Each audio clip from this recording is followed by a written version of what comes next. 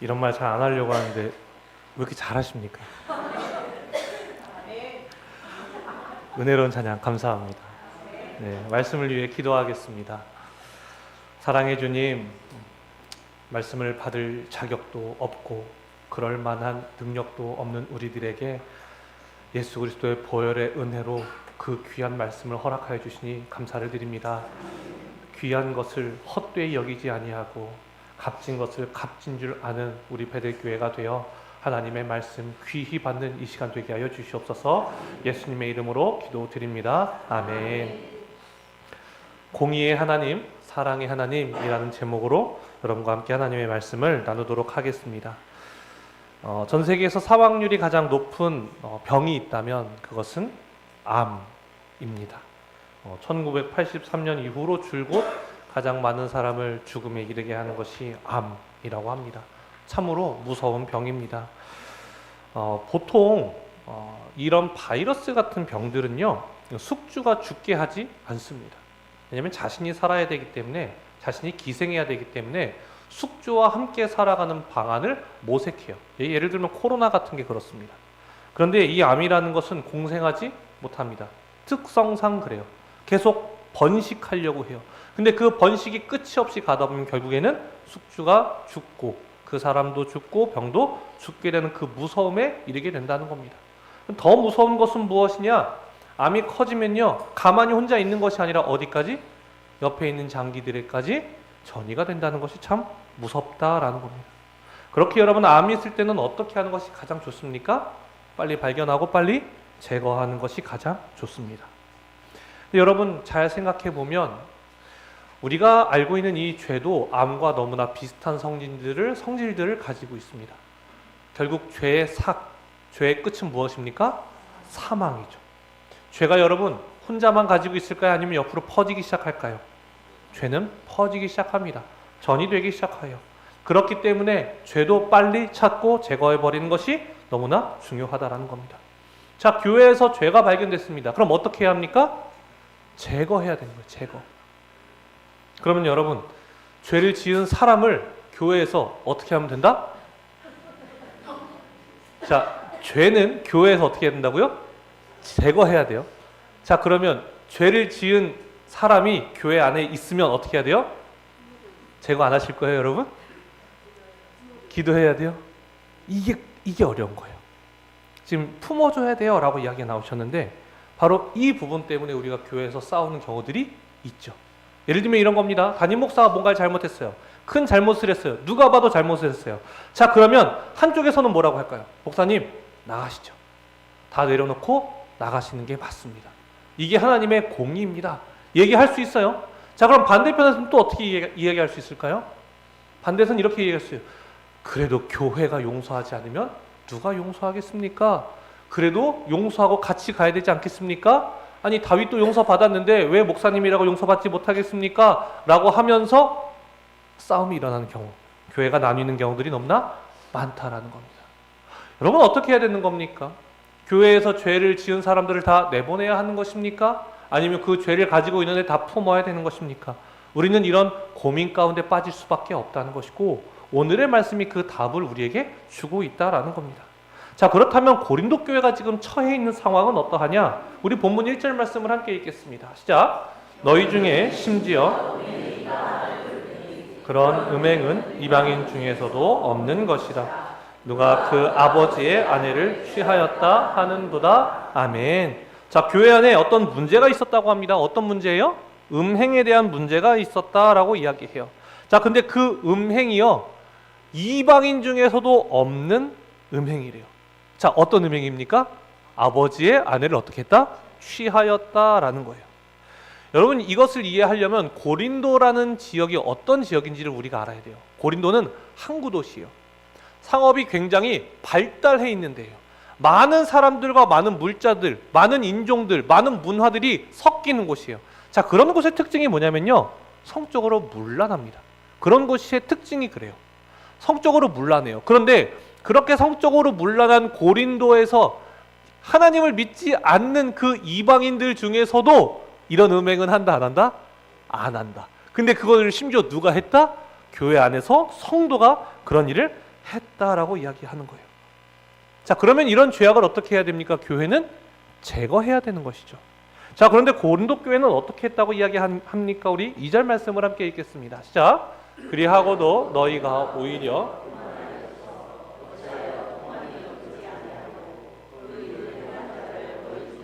쫓아내지 아니하였느냐. 아멘.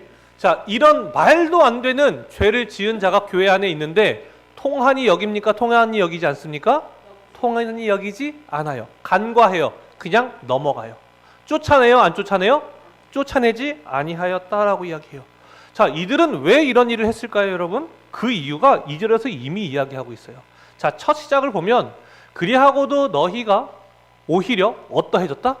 교만해졌다라고 이야기해요. 여러분, 여기서 왜 교만하다는 이야기가 나오느냐? 이 당시에는요, 잘못된 신앙을 갖는 사람들이 종종 있었어요. 여러분 한번 생각해 보세요. 자, 우리의 구원은 율법의 행위로 우리에게 오는 것입니까? 아니면 믿음으로 오는 것입니까? 믿음으로 우리에게 오는 거예요. 자, 그렇죠?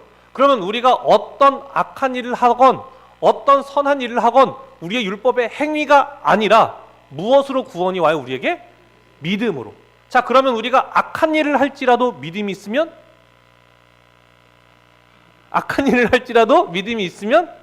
구원을 받는다라고 생각했던 것이 당시의 사람들이었다는 거예요. 야, 믿음은 행위가 아니라니까? 구원이야 라고 생각하기 시작하니까 그러면 내가 죄를 지어도 상관이 없어? 그럼 상관이 없지. 왜? 그거는 행위잖아. 우리는 믿음으로 구원을 얻는 거야. 너가 행여 아버지의 아내, 아버지의 첩을 취했다 할지라도 그거는 죄가 아니야. 우리는 믿음으로 구원받는 거야. 너 아버지의 아내를 취했다며? 너 근데 예수님 믿어?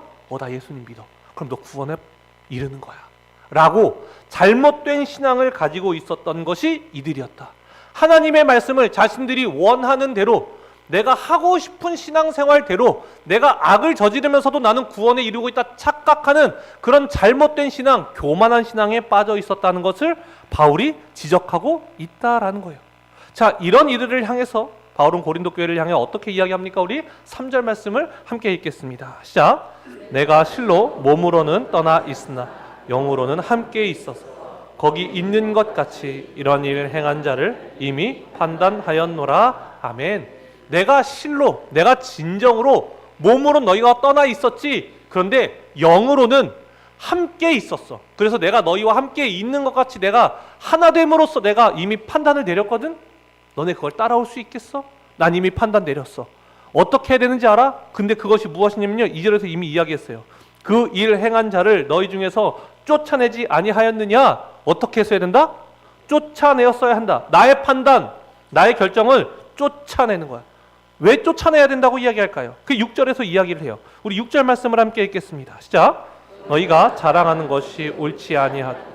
적은 누룩이 온 덩어리에 퍼지는 것을 알지 못하느냐? 아멘. 자, 죄의 특성이 무엇이라고요? 퍼지는 거, 전이 되는 거. 죄의 특성이 퍼지고 전이 되는 것을 특성이라고 해요. 그런데 그 특성을 무엇에 비유해요? 적은 누룩. 누룩이 요만큼만 있어도요, 빵 전체의 형질이 변합니다. 전체인데 요 조그만 것 때문에 전체가 변할 수 있다는 것을 이야기하는 거예요. 자, 미꾸라지 한 마리가 웅덩이의 일부만 더럽힙니까? 전체를 더럽힙니까?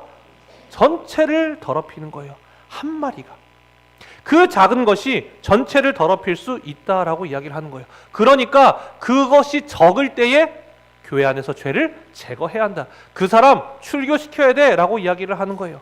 자, 왜 그렇게까지 이야기를 하느냐? 교회가 어떤 곳이라고 설명하는지 아십니까? 우리 7절 말씀도 함께 읽겠습니다. 시작. 너희는 누룩 없는 자인데 새 덩어리가 되기 위하여 묵은 누룩을 내버리라. 우리의 유월절 양 곧 그리스도께서 희생되셨느니라. 아멘.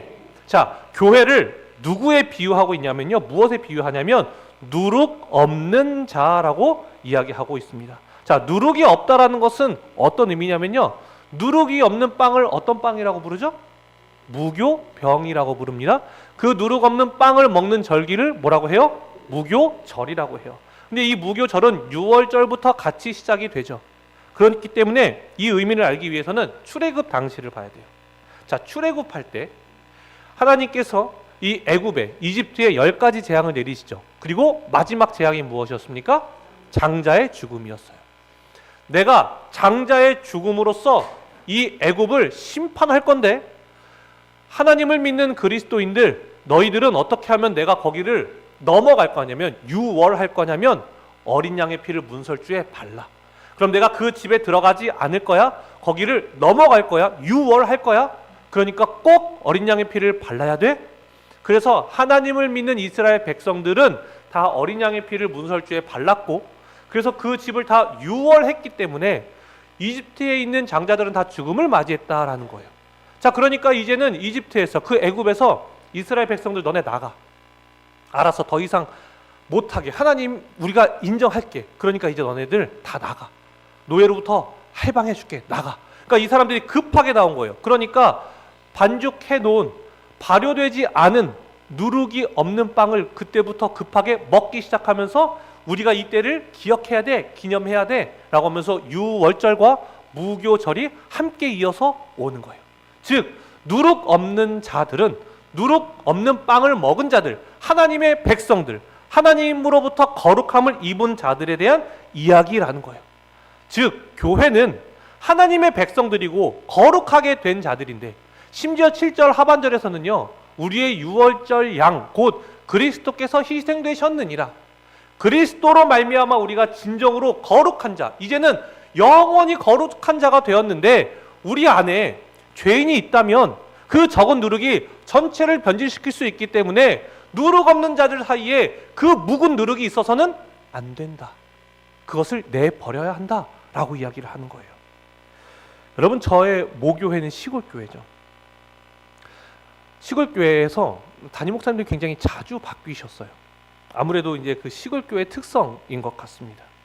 제 기억에도 5분이 넘었어요. 어렸을 때부터 쭉 오면서 꽤 많은 목사님들이 계셨어요. 근데 제가 목사가 되고 나서 저희 부모님께 한번 여쭤본 적이 있어요. 10분이 넘는 목사님들이 계셨던 것 같은데 그 중에서 제일 기억에 남는 목사님들이 있으시냐, 저 궁금하다라고 부모님께 여쭤봤더니 부모님이 딱 2분이 기억이 난대요. 저번에 말씀드렸던 것처럼 제 멘토 되시는 목사님이 한 분이셨고 또 한 분은 제가 아주 어렸을 때, 그러니까 사실 이름 말고는 얼굴도 잘 기억이 안 나요. 아주 어렸을 때 계셨던 목사님이신데 그 목사님이 기억에 남는데요. 2분 다. 왜 그러냐 그랬더니 하나님을 향한 사랑과 열정. 그 당시에 전도사님이셨는데 40일 금식 기도를 하셨다는 거예요. 그래서 저희 아버지가 그 기도원으로 정말 데려다 모셔다 드렸다가 모셔왔다가 이걸 정말 할 만큼 옆에서 너무 돕고 싶을 만큼 하나님을 사랑하시는 분이셨고 그 사랑만큼 교회를 너무나 사랑하시는 분이셨다라는 거예요. 그래서 그 분에 대한 마음이 계속 남는다는 거예요. 이제는 저도 이제 목사가 되었으니까 찾아볼 수 있잖아요. 이제 감리교단은 그 책 한 권에 전국에 있는 목사님, 이 감리교단 안에 속해 있는 모든 목사님에 대한 연락처가 다 있단 말이에요. 그러니까 제가 한번 인터넷에 찾기 시작했는데 그분이 기사에 나와 있는 거예요. 기사에. 제 기대가 되는 거예요. 아니 얼마나 사역을 잘하시면 얼마나 열심히 하셨으면 기사에도 나올 만큼 이렇게 훌륭하실까라는 생각으로 들어갔는데 그 기사의 내용이 무엇이었냐면요, 그 목사님이 감리교단으로부터 출교를 당하셨다라는 내용이었어요. 충격적이었어요. 출교는 감리교단에서 아예 이제 감리교단 성도가 아니라고 밖으로 내보내는 겁니다. 더 이상 이 안에 있지 못하게 하는 거예요. 너무 충격적이었어요. 목회를 못하셨던 분이 아닌 거예요. 무언가 문제를 일으키셨던 분이 아닌 거예요. 누구보다 사랑했고 누구보다 뜨거웠던 그 분이었기에 기대가 컸는데, 그래서 그 내용을 제가 보니까요, 교회 재정에 수십억 원을 횡령하셨다는 거예요. 너무 충격적이었어요. 제가 그 이야기를 부모님께 해드리니까 부모님도 너무 놀라시더라고요.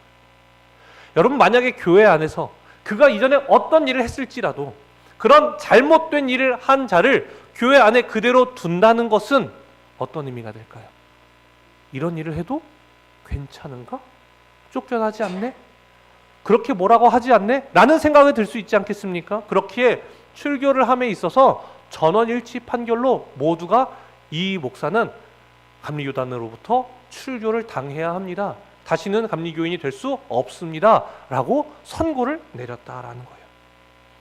출교를 통해서 여러분, 이 안에 있는 묵은 누룩을 제거해 내는 겁니다.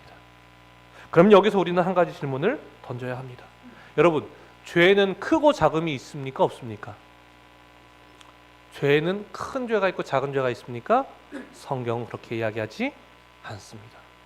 큰 죄나 작은 죄나 하나님의 의에 이룰 수 없죠. 그래서 죄는 그저 죄인 거예요. 그렇다면 여러분, 우리가 수십억을 횡령한 적은 없지만 여러분 안에 하나님의 의에 이르지 못하는 죄, 누구에게도 말하지 못하는 죄, 나만 알고 있지만 너무나 부끄러운 죄가 여러분에게 있으십니까? 없으십니까? 있으시죠? 그럼 우리는 어떻게 돼야 돼요? 다 어떻게 돼야 돼요? 출교. 다 출교. 왜요? 우리는 다 뭐가 있으니까? 죄가 있으니까. 여러분, 만약에 죄가 있는 모든 자들을 다 출교시킨다면 하나님 앞에 서 있을 수 있는 사람이 한 명이라도 있을까요? 없다라는 거예요. 단 한 사람도 없다는 겁니다. 여러분, 그렇기 때문에 이제 우리는 무엇을 바라봐야 하느냐? 이제 하나님의 공의를 지나서 무엇을? 하나님의 사랑을 바라봐야 한다라는 거예요.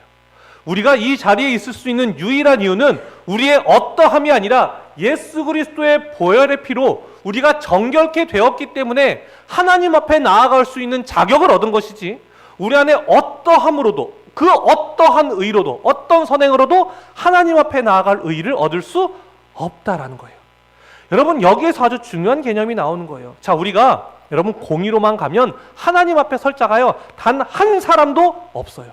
그런데 그 공의로 나아가는 과정 안에서 하나님 앞에 의를 얻을 수 있는 사람이 한 명도 없는데, 그 다음에 하나님이 우리를 사랑으로 잡아주시는 거예요. 공의로는 하나님 앞에 설 사람이 한 명도 없어요. 그런데 우리가 하나님 앞에 서 있을 수 있는 이유는 하나님의 공의 뒤에 무엇이 남겨져 있었기 때문에? 사랑이 남겨져 있었기 때문에 우리가 이 자리에 있을 수 있다는 거예요. 이걸 로마서 5장 8절이 우리에게 이야기합니다. 자, 우리 함께 읽도록 하겠습니다. 시작. 우리가 아직 죄인 되었을 때 우리에 대한 자기의 사랑을 확증하셨느니라. 아멘. 자, 우리가 아직 무엇이었습니까? 죄인이었어요. 무엇의 기준으로 죄인이에요? 우리가? 하나님의 공의의 기준으로는 죄인이에요. 그럼 죄인이면 끝나면 되는 거예요. 그게 하나님의 법이에요. 하나님의 공의입니다. 자, 그런데 그 공의로서 끝났는데 우린 죄인인데 여기에서 하나님이 무엇을 보여주세요? 우리를 향해서? 하나님께서 우리에 대한 자기의 사랑을 확증하신다고요. 누구를 통해서? 자신의 아들 예수 그리스도를 우리를 위해서 죽게 하심으로써 우리를 얼마나 사랑하시는지를 보여주신다고요. 여기서 우리가 깨달아야 되는 것, 우리는요 하나님의 공의와 하나님의 사랑이 상충된다고 생각해요. 모순된다고 생각해요. 여러분, 절대 그렇지 않습니다. 하나님의 공의와 하나님의 사랑은요 긴밀히 연결되어 있어요. 하나님의 공의로서 구원에 이르지 못하는 자들, 하나님의 사랑으로서 다시금 기회를 주시는 거예요. 여러분, 왜 하나님이 우리에게 공의를 허락하실까요? 공의가 무엇입니까? 옳고 그름이에요. 옳음은 무엇입니까? 영원한 생명이에요. 그름은 무엇입니까? 영원한 죽음이에요. 하나님이 우리에게 공의로서 대하시는 것, 옳고 그름으로서 대하시는 이유는 우리가 영원한 생명으로 나아가라고 우리에게 공의를 주시는 거예요. 어디로 나아가라고요? 생명으로. 자, 그런데 우리가 하나님의 의에 이뤄요? 아니면 이르지 못해요? 이르지 못해요. 자, 그러니까 의에 이르지 못하니까 그 사람들이 다 죽을 수밖에 없잖아요. 그때 하나님의 무엇이? 사랑이 우리를 다시금 생명으로 나아가게 하는 거예요. 자, 공의는 무엇을 향해 나아갑니까? 생명을 향해 나아가요. 사랑은 무엇을 향해 나아가요? 생명을 향해 나아가요. 공의도 사랑도 생명을 향해 나아가는 거예요. 그렇기 때문에 공의냐 사랑이냐가 아니에요. 공의도 생명을 향해, 사랑도 생명을 향해. 이 둘은 아주 명확하게 결합되어 있고 하나가 되어 있고 연결되어 있다라는 거예요. 공의에 이르지 못하는 자들, 생명을 허락하여서 구원으로 나아가게 하는 자들이 하나님께 나아가지 못할 때 사랑으로서 다시금 기회를 주시는 것이 하나님의 성품이라는 겁니다. 바울이 이것을 너무나 잘 알고 있었어요. 왜 바울이 그를 출교해야 한다고 이야기하는지 아십니까? 그 이유가 오늘 본문 4절에서 5절에서 이야기합니다. 우리 함께 읽겠습니다. 시작. 주 예수의 이름으로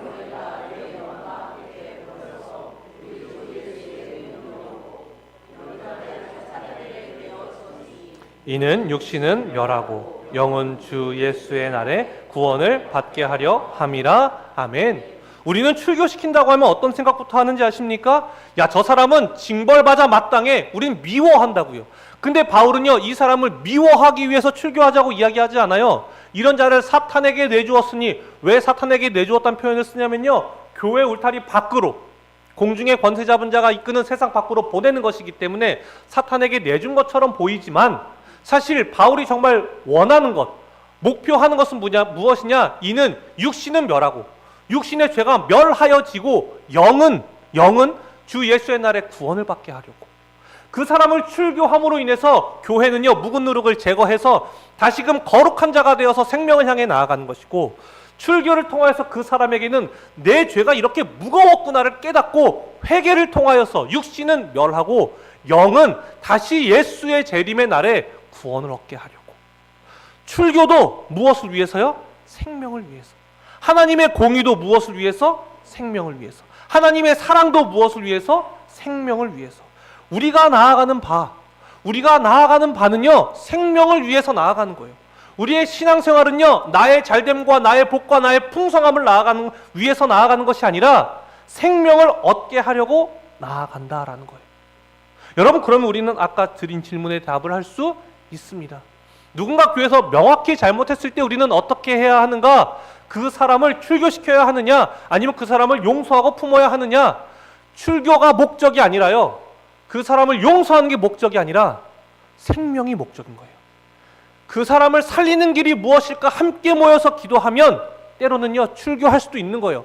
교회에서 내보낼 수도 있는 거예요. 때로는요, 품어줄 수도 있는 거예요. 그를 살리는 방법이 무엇일까를 우리가 고민해야 된다라는 거예요. 그러면 교회가 싸울 일이 있습니까? 없다라는 거예요. 우리의 목적은 무엇이기 때문에? 생명이기 때문에 그렇습니다. 여러분, 하나님의 공의와 하나님의 사랑은 우리를 생명으로 인도합니다. 그런데 하나님의 공의와 사랑이 가장 잘 드러나는 곳이 어디일까요? 바로 십자가입니다. 오늘 어떤 주일입니까, 여러분? 종려주일입니다. 종려주일은 어떤 주일입니까? 예수님께서 예루살렘에 입성하시는 주예요. 왜 입성하십니까? 십자가를 지기 위해서. 십자가로 나아가는 거예요. 왜요? 예수 그리스도께서 우리를 그 하나님의 법에 따라서 우리를 살리고 싶은데, 죄인을 살리는 방법은 생명밖에 없잖아요. 생명이 피에 있으므로 피가 죄를 사하느니라, 우리를 위해서 피를 흘리기 위해서 십자가로 나아가시는 것이고, 그 시작이 바로 종려주일 예루살렘의 입성이다라고 이야기를 하고 있는 겁니다. 하나님의 사랑은요, 여러분, 공의로부터 시작됩니다. 하나님의 옳고 그름, 그 공의로부터 시작되어 사랑으로 나아가게 되는 거예요. 그 사랑을 받은 우리는 어떤 삶을 살아가야 되는지 아십니까? 그 사람의 연약함과 제약이 눈에 보일 수 있어요. 아니, 보여야 돼요. 내가 싫은 것이 아니라 성경이 말하는 대로 볼 수 있어야 됩니다. 그런 실력이 있어야 돼요.